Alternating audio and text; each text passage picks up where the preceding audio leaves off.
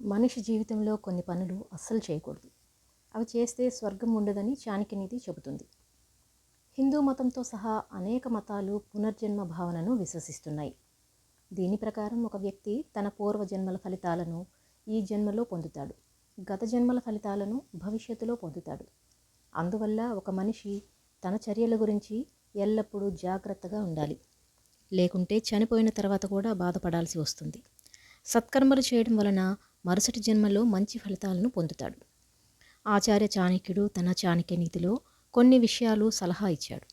మరణానంతరం స్వర్గానికి వెళ్ళాలా లేక నరకానికి వెళ్ళాలా అనేది కర్మలను బట్టి నిర్ణయించబడుతుంది. చాణక్యనీతిలో ఈ ప్రస్తావన ఉంది. ఈ చర్యలకు పాల్పడిన వ్యక్తి నరకయాతన అనుభవించవలసి వస్తుంది. చాణక్యుడు చెప్పిన విషయాలను పాటిస్తే జీవితంలో ఆనందంగా ఉండవచ్చు. స్వర్గానికి వెళ్ళాలంటే చేయకూడని పనుల గురించి తెలుసుకుందాం. పెద్దలను బాధ పెట్టకూడదు. చాణక్యుడి ప్రకారం ఒక దుర్మార్గుడు మరణం తర్వాత నరకానికి వెళ్తాడు. బంధువులను ద్వేషించేవారిని, పెద్దలను అవమానించేవారిని చాణక్యుడు చెడుగా భావించాడు. కర్మల ద్వారా తల్లిదండ్రులను బాధ పెట్టేవారు నరకంలో స్థానం పొందుతారు.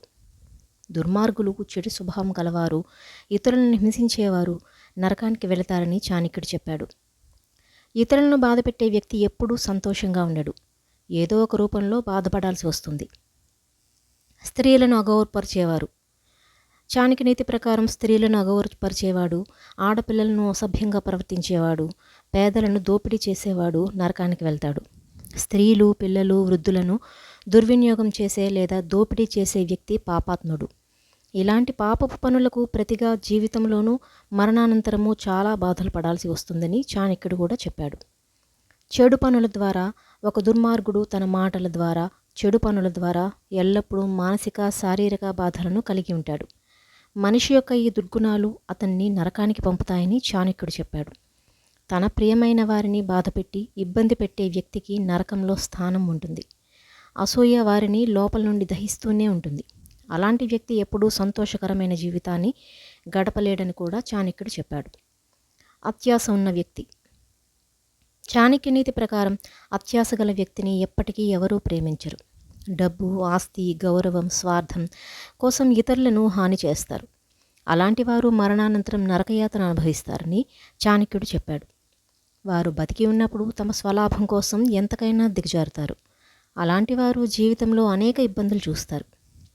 ఆచార్య చాణక్యుడు తన చాణక్యనీతిలో అనేక గొప్ప విషయాలు చెప్పాడు.